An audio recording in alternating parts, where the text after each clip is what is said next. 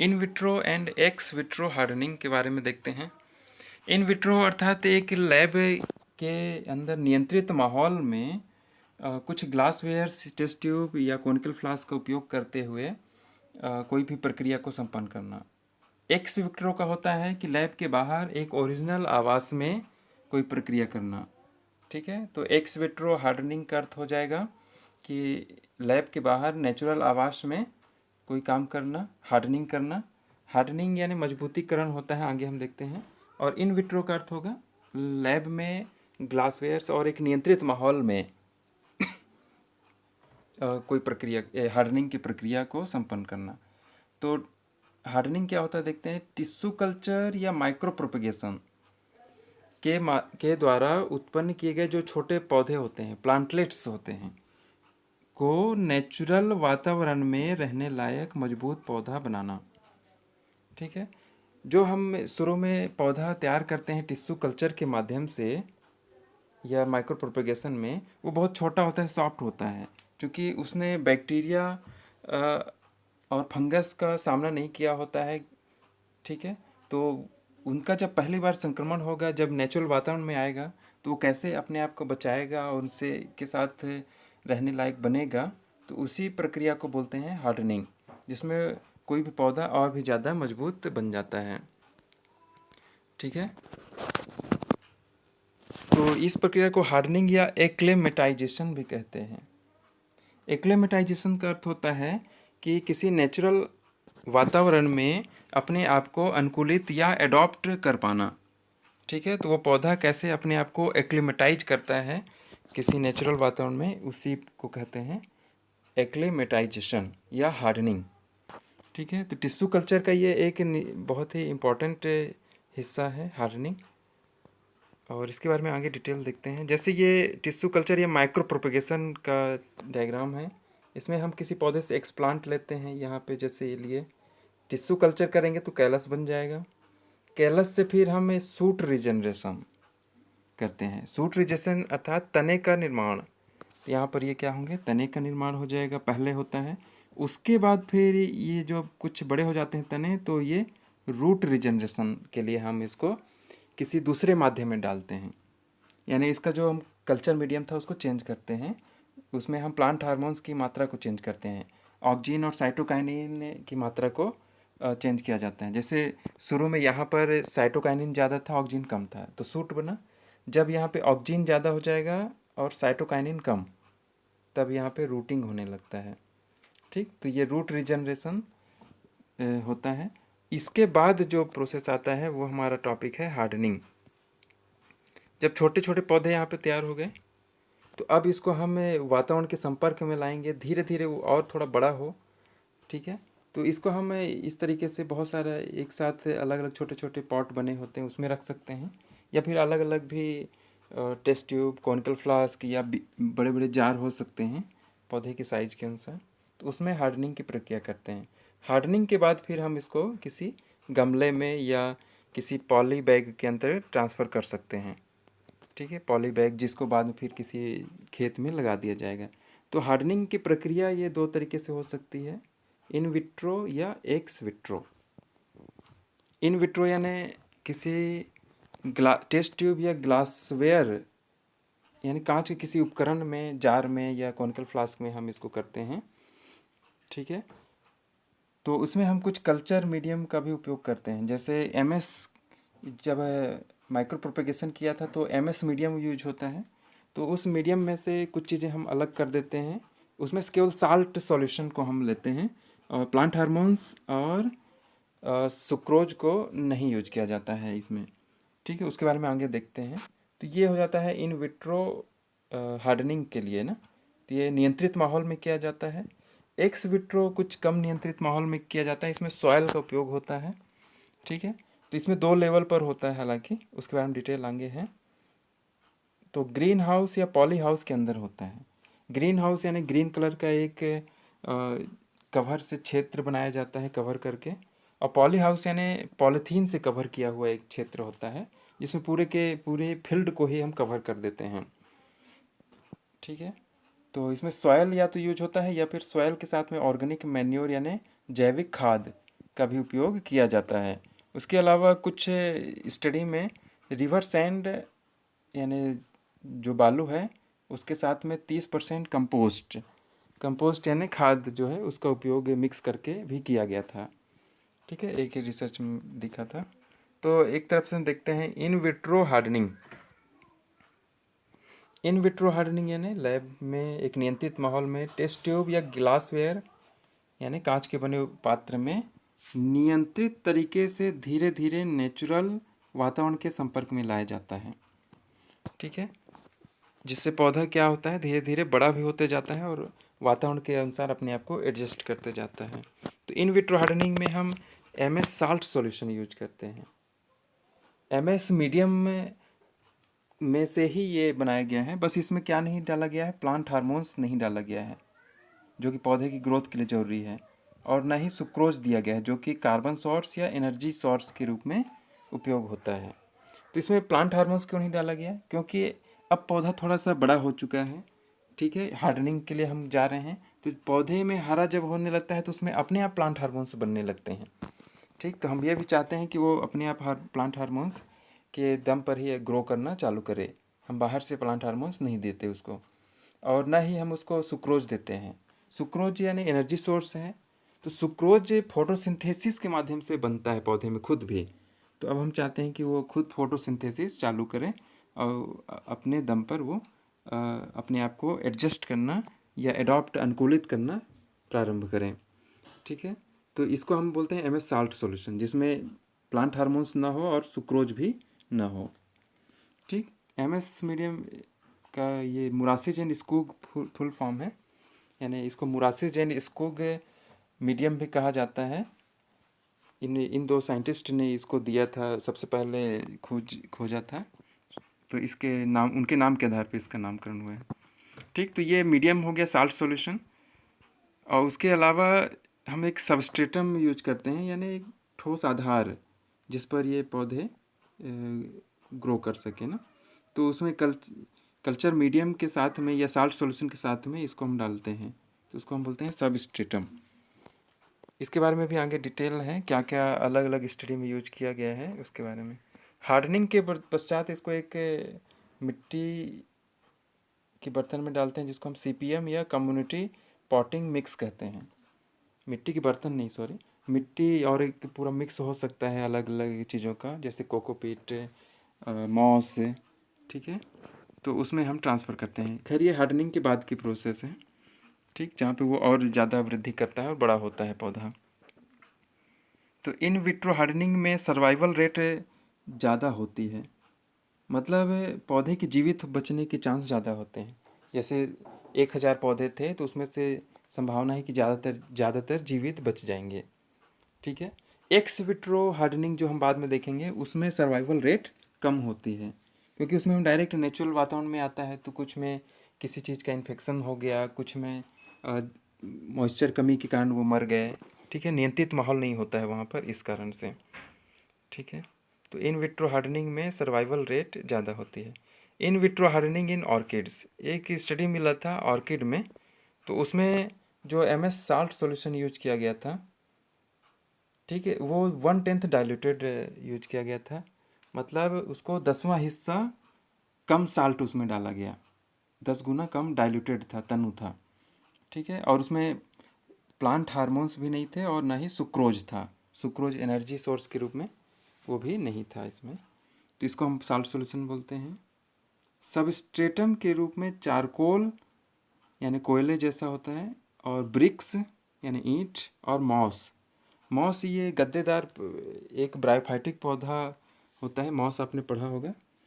ठीक है, ब्रायोफाइटिक पौधों का एक ग्रुप है, तो उनको मॉस कहते हैं, तो उसका भी उपयोग इसमें किया जाता है।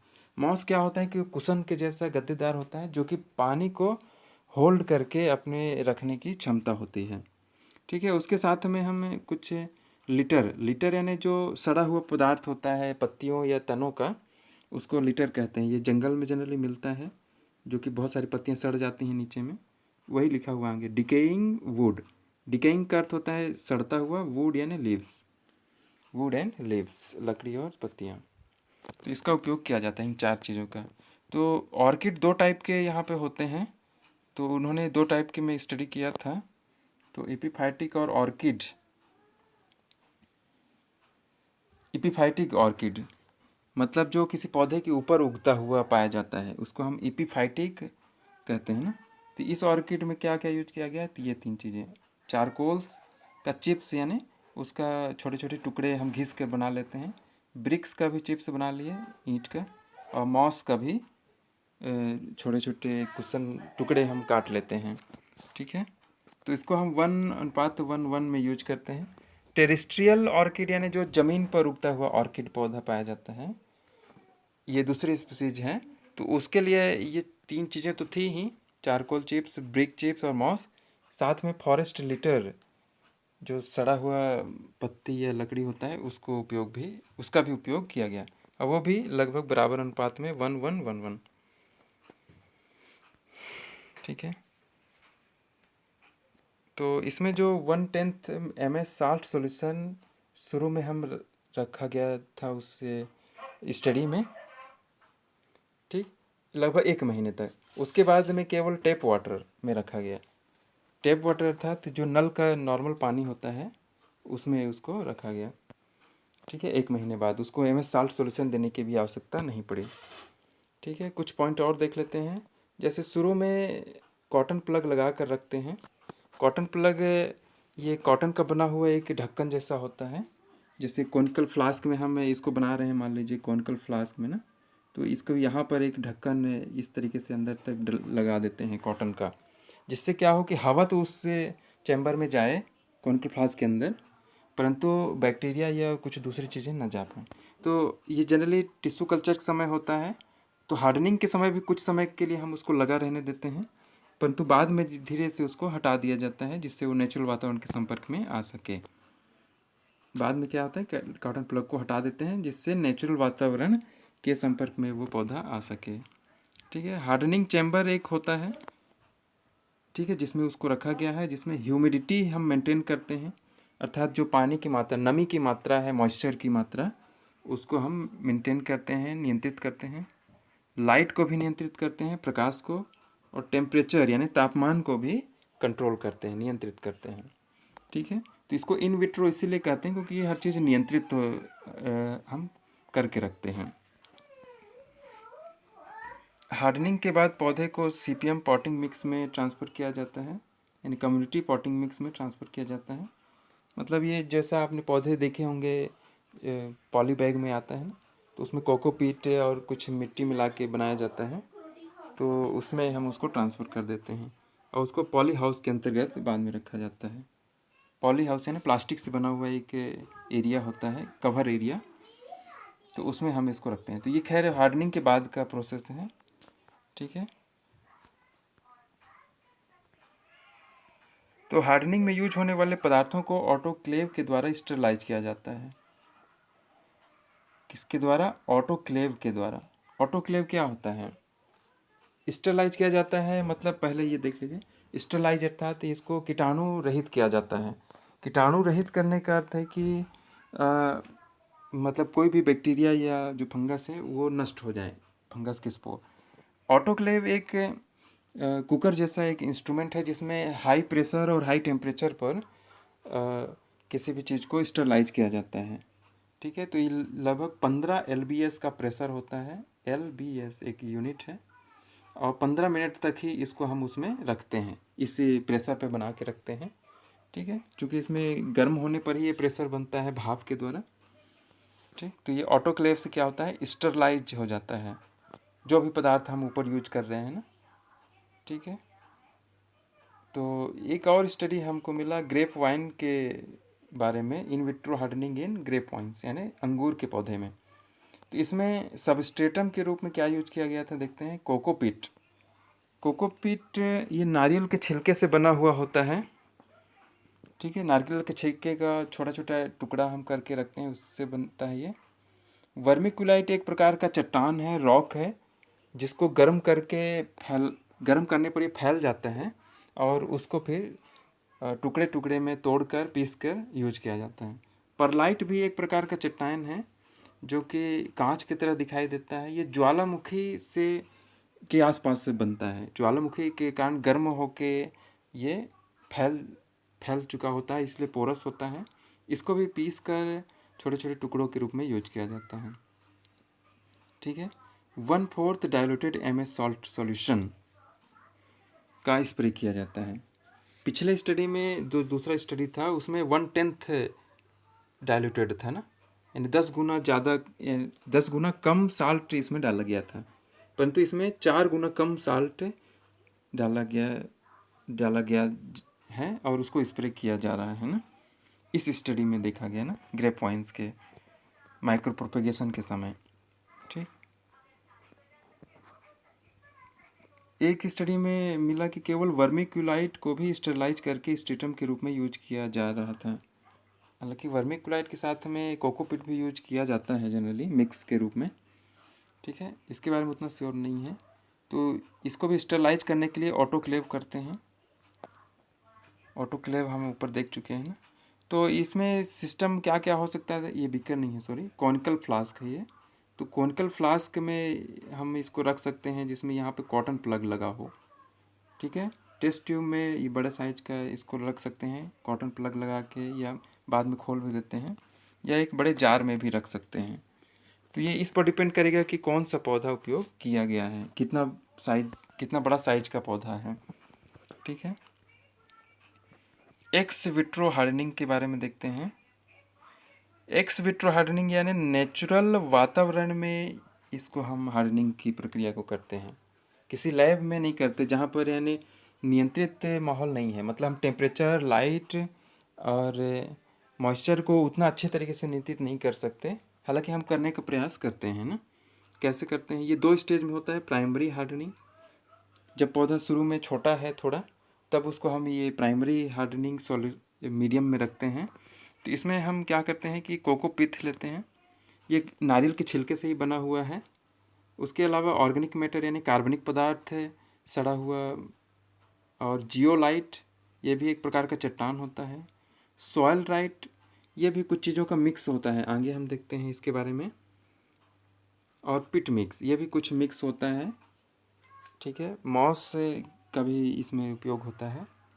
ठीक। तो इसका उपयोग हम प्राइमरी हार्डनिंग में करते हैं जब पौधा छोटा है, और जब थोड़ा बड़ा हो जाता है पौधा तो फिर उसको हम सेकेंडरी हार्डनिंग के अंतर्गत जाते हैं।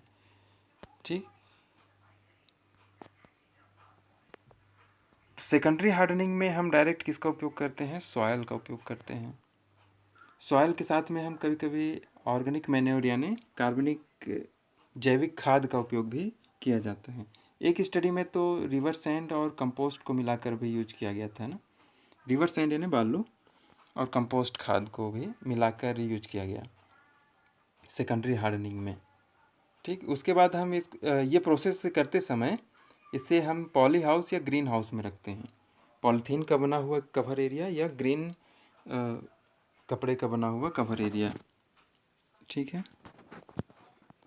तो इस तरीके से हम एक के बाद एक हार्डनिंग करते हैं। तो इसमें क्या होता है कि उतना ज़्यादा हम मॉइस्चर, लाइट और टेम्परेचर को कंट्रोल नहीं कर पाते हैं। ठीक है। तो इसलिए इसको एक्स विट्रो हार्डनिंग कहते हैं। इसमें जो भी सामग्री यूज होती है ऑटोक्लेव के द्वारा स्टरलाइज की जाती है हाई प्रेशर और हाई टेम्परेचर पर, है ना। इसको तो देख ही चुके हैं। ये सॉयल राइट क्या होता है, इसके बारे में थोड़ा सा और देख लेते हैं। एक जगह सॉयल राइट के बारे में लिखा था कि 75% आयरिस पिट मॉस, 75% आयरिस पिट मॉस और 25% परलाइट, जिसका पीएच 5 से 6.5 के बीच में हो, यूज किया जाता है, ऐसा दिखा। परंतु ज़्यादातर ये 3 चीज़ों का मिश्रण दिखा सॉयल राइट। ठीक है। जिसमें आयरिस पिट मॉस था, एक प्रकार का मॉस यानी कुशन जैसा गद्देदार पदार्थ होता है, ब्रायोफाइटिक। आयरिस मॉस से ये एल्गी भी होता है। ठीक है। और वर्मिक्यूलाइट, ये चट्टान से जो बना हुआ पदार्थ है। परलाइट भी चट्टान से बना हुआ पदार्थ है। तो इन दोनों को गर्म करके फैला लिया जाता है, यानी फैल जाते हैं, और तो ये क्या होते हैं, छिद्रयुक्त पोरस हो जाते हैं, क्योंकि पानी को एब्जॉर्ब करने की क्षमता इसमें आ जाती है, पानी को धारण करने की क्षमता आ जाती है। ठीक है। और उसको पीस के हालांकि हम यूज करते हैं। तो इन तीनों को बराबर अमाउंट में लिया गया। ठीक है। 33.3 मतलब टोटल 100% ही होगा। बराबर मात्रा में। परलाइट क्या होता है? ये भी मिनरल्स होता है, हमने देखा नहीं यहाँ पे। ये वॉल्केनिक के ग्लास मिनरल है, यानी कांच की तरह मिनरल्स होता है, चट्टान है जो कि ज्वालामुखी के आसपास से मिलता है। उसी तरीके से वर्मिक्यूलाइट भी क्या है? ये हाइड्रस फिलोसिलिकेट मिनरल है, एक चट्टान है और इसको भी गर्म करने पर फैल जाता है, जो कि वर्म्स यानी कृमि की तरह दिखता है, इसलिए इसका नाम वर्मिक्यूलाइट रखा गया है। ठीक है, तो ये हालांकि इसको भी हम पीस कर भी उपयोग करते हैं, ये पानी को एब्जॉर्ब करने की इसमें क्षमता होती है। कोकोपीट ये कोकोनट के छिलके से बनाया जाता है, हस्क यानी छिलका। ठीक है, तो कोकोपीट भी काफ़ी ज़्यादा मात्रा में यूज किया जाता है।